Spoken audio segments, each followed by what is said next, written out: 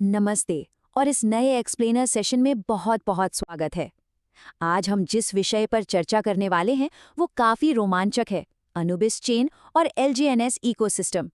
देखिए, किसी भी नए ब्लॉकचेन इकोसिस्टम में कदम रखना अक्सर किसी अनजान शहर में घूमने जैसा महसूस हो सकता है। इसके लिए सही गियर, एक एकदम स्पष्ट नक्शे और वहाँ के नियमों की समझ होना बहुत जरूरी है। आज हम इसी पूरी तकनीकी प्रक्रिया को डिकोड करेंगे और अनुबिस चेन तक पहुंचने के इस सफर को बिल्कुल आसान बनाएंगे। तो चलिए, बिना किसी देरी के इस रोमांचक यात्रा की शुरुआत करते हैं। चलिए, सीधे आज के एजेंडा पर आते हैं। हमारी ये चर्चा 6 मुख्य पड़ावों से होकर गुजरेगी। क्रिप्टो वॉलेट तैयार करना, डाई गैस फीस को समझना, अनुबिस चेन नेटवर्क को जोड़ना, एलजीएनएस के साथ ब्रिजिंग, स्टेकिंग व नेविगेशन और अंत में सबसे जरूरी बात, सुरक्षा और इसके सामान्य समाधान। तो बढ़ते हैं पहले चरण की ओर, क्रिप्टो वॉलेट तैयार करना। ये हमारी इस यात्रा की एकदम बुनियादी तैयारी है। वॉलेट को सही तरीके से सेटअप करना किसी भी ब्लॉकचेन यात्रा की नींव होता है। सबसे पहले एक ऐसा वॉलेट चुनना होता है जो अनुबिस चेन के अनुकूल यानी कंपैटिबल हो। इसके बाद जो कदम आता है वो शायद पूरी क्रिप्टो दुनिया का सबसे बड़ा नियम है, रिकवरी फ्रेज का सुरक्षित बैकअप। ब्लॉकचेन के इतिहास में लोगों ने सिर्फ अपना फ्रेज भूलने की वजह से लाखों डॉलर गंवाए हैं। इसलिए ये गलती कभी नहीं होनी चाहिए। यह फ्रेज हमारे डिजिटल तिजोरी की इकलौती मास्टर चाबी है। इसे हमेशा कागज पर लिखकर सुरक्षित रखना चाहिए, फोन या क्लाउड पर बिल्कुल नहीं। और अंत में वॉलेट के इंटरफेस को कस्टम नेटवर्क सेटिंग स्वीकार करने के लिए तैयार किया जाता है। अब आते हैं दूसरे हिस्से पर, डाई गैस फीस को समझना। इसे इस नेटवर्क का एक टोल ब्रिज भी कहा जा सकता है। यहाँ एक बहुत ही दिलचस्प और लाजमी सवाल दिमाग में आ सकता है, आखिर अनुबिस चेन गैस फीस के लिए विशेष रूप से डाई का ही उपयोग क्यों करता है, किसी और टोकन का क्यों नहीं? हकीकत में यह अनुबिस नेटवर्क के बुनियादी ढांचे का एक बहुत ही अनूठा और खास हिस्सा है। इसे एक हाईवे के टोल बूथ के उदाहरण से बड़ी आसानी से समझा जा सकता है। जैसे किसी एक्सप्रेसवे पर गाड़ी चलाते समय सड़क के रखरखाव के लिए हमें टोल देना पड़ता है, ब्लॉकचेन पर गैस फीस बिल्कुल वही काम करती है। यह नेटवर्क की कंप्यूटिंग पावर और सुरक्षा को बनाए रखने में मदद करती है। और अनुबिस चेन के इस हाईवे पर टोल बूथ केवल और केवल डाई स्वीकार करता है। इसलिए आगे बढ़ने से पहले यह सुनिश्चित करना बेहद आवश्यक है कि लेन देन को सुचारू रूप से पूरा करने के लिए वॉलेट में पर्याप्त डाई मौजूद हों। इसके बिना हमारी गाड़ी उसी टोल बूथ पर अटकी रह जाएगी। चलिए देखते हैं कि अगला कदम क्या है।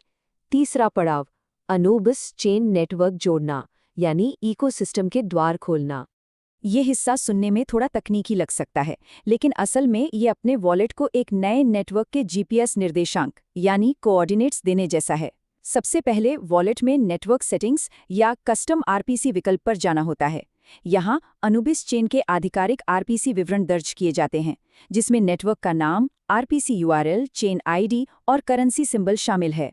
बस एक बात का ध्यान रखना है कि ये जानकारी हमेशा आधिकारिक स्रोत से ही ली जाए। विवरण सेव करते ही वॉलेट सीधे नए अनुबिस नेटवर्क पर स्विच हो जाता है और तकनीक के नजरिए से हम इस नए नेटवर्क से जुड़ जाते हैं।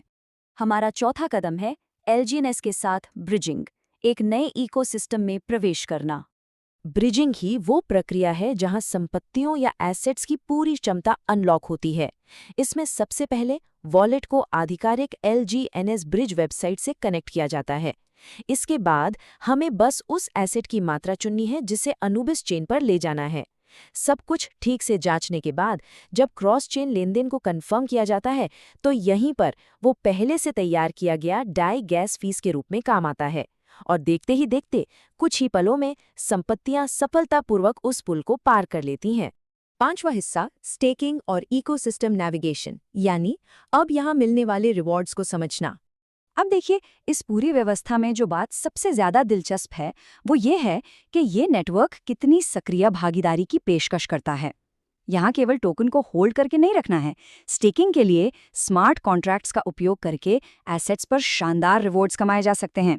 इसके साथ ही नेटिव ट्रेडिंग और सेल फीस के उस ढांचे को भी समझा जा सकता है जो इस पूरी अर्थव्यवस्था को चलाता है। और सबसे खास बात, अवेक कम्युनिटी की पहलों का हिस्सा बनकर इस इकोसिस्टम के विकास में सीधे तौर पर अपना योगदान दिया जा सकता है। और जब इस इकोसिस्टम की बात होती है तो ये संख्या 360 बहुत ही महत्वपूर्ण हो जाती है। ये जेनेसिस 360 को दर्शाती है। अनुबस चेन के भीतर यह विकेंद्रीकृत वित्त यानी डिसेंट्रलाइज्ड फाइनेंस के लिए एक पूर्ण 360 डिग्री दृष्टिकोण का प्रतिनिधित्व करता है। ये एक ऐसा शानदार ढांचा है जो उपयोगकर्ताओं को लिक्विडिटी, स्टेकिंग और कम्युनिटी गवर्नेंस का एक संपूर्ण अनुभव एक ही जगह पर प्रदान करने के लिए डिजाइन किया गया है।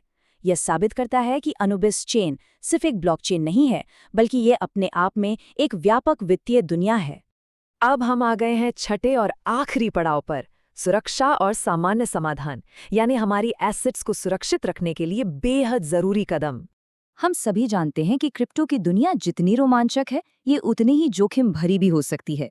इसलिए कुछ बुनियादी नियम हमेशा याद रखने चाहिए। डायरेक्ट मैसेज में अजनबियों द्वारा भेजे गए किसी भी रैंडम लिंक पर कभी भी क्लिक नहीं करना चाहिए। टेलीग्राम पर मदद करने का दिखावा करने वाले असत्यापित समूहों से एकदम दूर रहना चाहिए।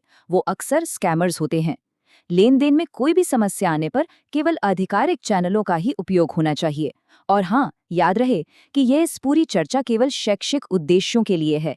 इसे कोई वित्तीय सलाह न माना जाए। अपनी खुद की रिसर्च करना हमेशा सबसे सुरक्षित मार्ग होता है।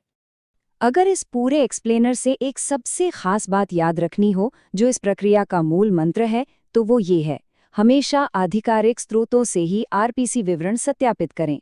ये एक छोटा सा कदम बड़े से बड़े नुकसान से बचा सकता है। एक गलत आरपीसी जोड़ने का सीधा सा मतलब है अपने वॉलेट को एक नकली नेटवर्क से जोड़ना, जो संपत्तियों के लिए सबसे बड़ा खतरा है। इसलिए हमेशा सिर्फ आधिकारिक वेबसाइट और दस्तावेजों पर ही भरोसा किया जाना चाहिए। तो लीजिए, वॉलेट कॉन्फ़िगर हो गया है, गैस फीस समझ आ गई है और LGNS के माध्यम से सफलतापूर्वक ब्रिजिंग भी हो चुकी है। अब ये पुल पूरी तरह से खुल गया है। अनुबिस चेन ने एक मजबूत समुदाय संचालित इकोसिस्टम की ठोस नींव रख दी है। लेकिन इस सेशन को खत्म करते हुए एक बहुत ही बड़ा सवाल जहन में आता है। ये चेन विकेंद्रीकृत दुनिया को आगे कहाँ ले जाएगी और इस नई दुनिया में क्या-क्या नए और अद्भुत निर्माण देखने को मिलेंगे? आज की इस चर्चा में शामिल होने के लिए बहुत बहुत धन्यवाद। सीखते रहिए, सुरक्षित रहिए और ब्लॉकचेन की इस दुनिया का पूरा आनंद लीजिए।